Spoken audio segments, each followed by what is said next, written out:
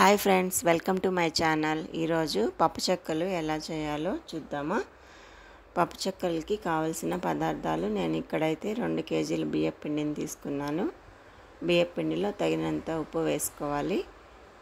తర్వాత 1/2 కేజీ వేరుశనగ పప్పుని దోరగా వేయించుకొని పలుకులుగా చేసుకొని అందులో వేసుకొని కలుపుకోవాలి.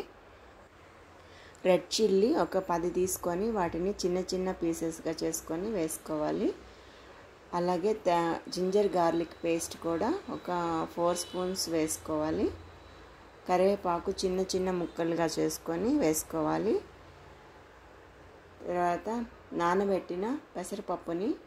ముందుగా నానబెట్టిన పెసరపప్పుని వేసుకొని మొత్తం అంతా పిండితో మొత్తం నీట్గా కలుపుకోవాలి. చక్కగా కలిసిపోయేలాగా కలుపుకోవాలి. ఇప్పుడు కొంచెం కొంచెం నీళ్లు పోసుకుంటూ పిండిని కలుపుకోవాలి. ముద్దలాగా కలిపి పెట్టుకోవాలి. ఎక్కువ వాటర్ పోసుకోకూడదు. ఎక్కువ వాటర్ పోసుకుంటే పిండి అణకైపోతుంది. అలా కాకుండా కొంచెం కొంచెం పోసుకుంటూ పిండిని కలుపుకుంటూ ఉండాలి. మనకి పప్పు చెక్కలకి వీలుగా ఉండేటట్టు కలుపుకోవాలి పిండిని.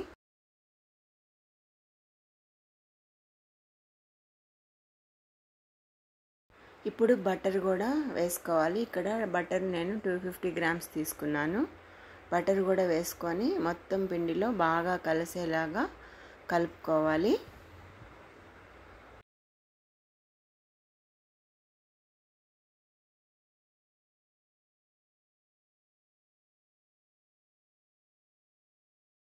ఇప్పుడు చూడండి, పిండి బాగా పప్పు చెక్కలకి వీలుగా ఉండేటట్లు ముద్దలాగా కలుపుకున్నాము. ఇలా ఉంటేనే పప్పు చెక్కలు బాగా వస్తాయి. నీట్గా మనం తీసి వేసుకోవడానికి అనువుగా ఉంటుంది.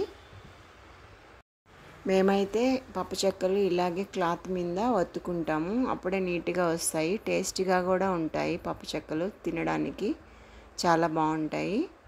అందుకనే ఎప్పుడు ఇలాగే చేసుకుంటాము. ఆయిల్ బాగా వేడెక్కాక అందులో పప్పు చెక్కలన్నీ ఒక్కొక్కటిగా వదులుకోవాలి. వదులుకున్న తర్వాత వాటిని ముందుకి వెనక్కి తిప్పుతూ కాలనివ్వాలి. అప్పుడే మంచిగా టేస్ట్ వస్తుంది. కరకరలాడుతూ బాగుంటాయి పప్పు చెక్కలు టేస్ట్గా.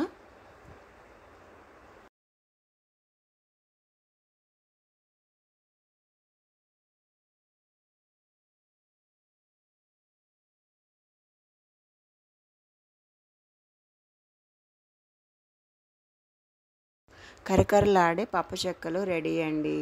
చాలా టేస్టీగా కరకరలాడుతూ ఉంటాయి.